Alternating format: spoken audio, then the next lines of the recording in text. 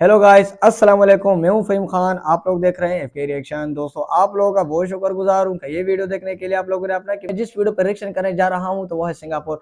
Guys, Singapore के हालात बहुत खराब थे, लेकिन सिंगापुर में एक ऐसा शख्स भी मौजूद था जिसने सिंगापुर की किस्मत बदल डाली। तो आइए देखते हैं वो शख्स कौन था और किस तरह उसने सिंगापुर की किस्मत बदली।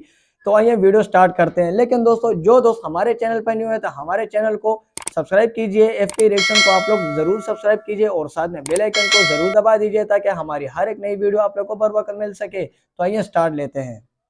एक टाइम था सिंगापुर के हालात पाकिस्तान के हालात से भी बदतर थे। लोग 2 टाइम के खाने के लिए हैरान थे। कारोबार तो जैसे खत्म हो गए थे मुल्क से और लोग बेरोजगार थे। चीजों की कीमतें दिन ब दिन बढ़ रही थी। सिंगापुर में चोरी डकैती आम बन गई थी। चंद पैसों के लिए लोग एक दूसरे को मारने में भी देर नहीं करते थे। कानून नाम का तो कोई चीज ही नहीं था पूरे मुल्क में। सरकारी इदारों पे चोर बैठे थे। रिश्वत के बगैर आवाम का कोई काम अगर हो जाए तो वो खुद को खुशनसीब समझते थे।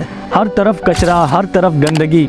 सिंगापुर की 70% आवाम कचरे के ढेर पे झोंपड़ियां लगाकर आबाद थी। सबसे ज्यादा जो चीज मुल्क को तबाह कर रही थी वो थी नशा। सिंगापुर की आवाम अफीम के नशे के लत में पड़ गई थी। पूरा मुल्क नशा ही बनता जा रहा था। सबने यही सोचा था कि अब कुछ नहीं हो सकता इस मुल्क का। लेकिन फिर एंट्री होती है सिंगापुर के हीरो की, ली कुआन यू। सिर्फ 25 सालों में इस शख्स ने सिंगापुर का एक नाम बना दिया पूरे दुनिया में। ली कुआन यू ने उन नशाइयों को दुनिया का टॉप बिजनेसमैन बनाया। झोंपड़ियों में रहने वाले आज अरबों रुपए के बिल्डिंग्स में रह रहे हैं। आज के टाइम पे सिंगापुर दुनिया की 5वीं सबसे अमीर मुल्क है। सफाई के लिहाज से दुनिया का बेस्ट कंट्री। ना के बराबर करप्शन, ना के बराबर क्राइम। दुनिया के महफूज तरीन मुल्कों में सिंगापुर का नाम आता है। आज दुनिया की बड़ी बड़ी कंपनियां सिंगापुर में मौजूद हैं। आप सब सोच रहे होंगे कि इतने कम टाइम में ऐसा भी क्या जादू कर दिया इस शख्स ने। 9 अगस्त 1965 सिंगापुर मलेशिया से अलग हो गया था और अलग होने के बाद सिंगापुर दिन ब दिन बर्बादी की तरफ जा रहा था। महंगाई 80% तक बढ़ गई थी। आराम से मुल्क के हालात भी खराब होने लगे। चोरी डकैतियां और वारदातें बढ़ने लगी। एक तरफ बेरोजगारी और दूसरी तरफ महंगाई। लोग हैरान थे कि करें तो करें क्या। लोग अपने 2 टाइम के खाने के लिए हैरान थे। सरकारी स्कूलों में ना तो टीचर्स होते थे और ना ही वालिदैन अपने बच्चों को स्कूल भेजते थे पढ़ने के लिए, क्योंकि वो छोटे छोटे बच्चे काम करके अपने वालिदैन का हाथ बटाते थे। खुलेआम नशा बिकता था सिंगापुर में और खुलेआम नशा किया जाता था। खुलेआम लोग रिश्वत देते थे और रिश्वत लेते थे। एक तरह से आप समझ लें कि पूरे मुल्क का और मुल्क के मईशत का बुरा हाल था। फिर एंट्री होती है इस मुल्क में ली कुआन यू की और उसने इस मुल्क को सुधारने का सोचा। उसने आवाम से वादा किया कि एक दिन तुम लोग बादशाहों जैसी ज़िंदगी गुजारोगे। तुम्हारे बच्चे बड़े बड़े कंपनियों के CEOs होंगे। तुम में से हर किसी का अपना घर और गाड़ी होगा और पूरे मुल्क को साफ कर दूंगा। सबसे बड़ी बात, मैं महंगाई खत्म कर दूंगा। ली कुआन यू ने ये कह तो दिया था और करने का जज्बा भी था, लेकिन हैरान था कि करूं तो करूं कैसे। सबसे पहले उसने अपने गवर्नमेंट को सुधारने का सोचा।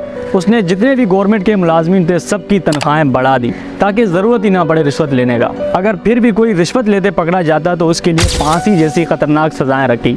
तो इसलिए कोई डर के मारे रिश्वत लेता ही नहीं था। पुराने सरकारी स्कूलों को रेनोवेट कराया और वालिदैन पे लाजम किया कि अपने बच्चों को स्कूल भेजें, क्योंकि वो जानता था कि यही बच्चे कल को मुल्क का मुस्तकबिल बनेंगे। यही बच्चे कल को बड़े बड़े कंपनियों के CEOs बनेंगे। तो इनका पढ़ना लाजमी है। नशा बेचने और नशा करने पे बैन लगाए। कोई शख्स अगर नशा बेचते हुए पकड़ा जाता तो उसके लिए कोई माफ़ी नहीं थी, डायरेक्ट फांसी दिया जाता था उसे। और साथ साथ उसने पूरे मुल्क का कचरा साफ करवाया, दरख्तें लगाई, पार्क्स बनाए और हर इलाके गली मोहल्लों में बड़े बड़े डस्टबिन रखे। उसने मुल्क के सफाई के लिए और कचरा उठाने के लिए मुख्तलिफ इदारे बनाए। ली कुआन यू हर महीने अपने आवाम के साथ मिलकर खुद सड़कों और गलियों को साफ किया करते थे।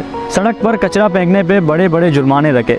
किसी की हिम्मत नहीं थी कि सड़क पे कचरा फेंके या सड़क पे थूक सके। यहाँ तक कि उसने चिंगम चबाने पे भी बैन लगाया, क्योंकि लोग चिंगम खा के कहीं भी चिपका देते थे। जरा सोचो यार, किस हद तक बंदा मेहनत कर रहा था अपने मुल्क को साफ करने के लिए और अपने मुल्क को तरक्की याफ्ता बनाने के लिए। उसके सपने तो बहुत बड़े बड़े थे, लेकिन उनको पूरा करने के लिए मुल्क में पैसा नहीं था। मुल्क में गुर्बत बहुत था। मुल्क में पैसा तभी आएगा जब बाहर से लोग सिंगापुर घूमने आए, यहाँ अपना पैसा लगाकर बड़ी बड़ी कंपनीज खोलें। तो उसके लिए उसने नो टैक्स पॉलिसी बनाया कि कोई भी अगर सिंगापुर में अपना कंपनी खोलेगा तो 10 साल तक गवर्नमेंट उससे कोई भी टैक्स नहीं लेगी। और उसने खुद एज अ प्राइम मिनिस्टर जाके दुनिया की बड़ी बड़ी कंपनीज को सिंगापुर इन्वाइट किया कि यहाँ आकर अपनी कंपनीज खोलें। गवर्नमेंट हर तरह से कंपनीज का साथ दे रही थी और उनसे टैक्स भी नहीं लिया जाता था। तो आराम से एक एक करके दुनिया भर की कंपनियां सिंगापुर में खुलने लगी। जब कंपनियां यहाँ आके खुली तो लोगों को काम मिलना शुरू हुआ। आराम से लोगों के बीच गुर्बत ख़त्म होने लगा और लोग खुशहाल होने लगे। अब बारी थी मुल्क को सजाने की, यानी मुल्क को डेवलप करने की, ताकि दुनिया भर से लोग सिंगापुर घूमने के लिए आए। क्योंकि उस टाइम सिंगापुर किसी खंडर से कम नहीं था, लोगों के कच्चे मकाने थे और आधे से ज़्यादा लोग झोंपड़ियों में रहते थे। अब मुल्क साफ तो उसने कर दिया था, बारी थी मुल्क में बड़े बड़े बिल्डिंग्स और घर बनाना, उन झोंपड़ियों वालों को एक बिल्डिंग्स में शिफ्ट करना। तो उसके लिए गवर्नमेंट ने लोगों से उनकी ज़मीनें खरीदना शुरू किया और उन ज़मीनों पे गवर्नमेंट ने बड़े बड़े बिल्डिंग्स बनाए और बहुत ही कम कीमत में गवर्नमेंट ने उनको ये घर देना शुरू कर दिया। अगर किसी के पास कैश नहीं होता, पैसे नहीं होते, तो गवर्नमेंट उनको इंस्टॉलमेंट पे यानी किस्तों पे भी घर देते थे। हर महीने उनकी तनख्वाह में से 25% काट दिया जाता था। कुछ ही सालों में बदलाव दिखने लगा, मुल्क तरक्की की तरफ जाने लगा। अब बारी थी अपनी एक आर्मी बनाने की। ली कुआन यू ने कानून बनाया कि हर सिंगापुर में रहने वाले 18 साल के लड़का और लड़की को कुछ सालों के लिए आर्मी ज्वाइन करना होगा। आज ली कुआन यू की कही गई बातें सच साबित हो गई। दुनिया की बड़ी बड़ी कंपनीज की CEO आज सिंगापुर से। खूबसूरती और घूमने के लिहाज से भी सिंगापुर दुनिया का बेहतरीन मुल्क है। एक टाइम पे सिंगापुर के लोगों के पास खाने के पैसे नहीं थे और आज सिंगापुर दुनिया की 5वीं सबसे अमीर मुल्क है।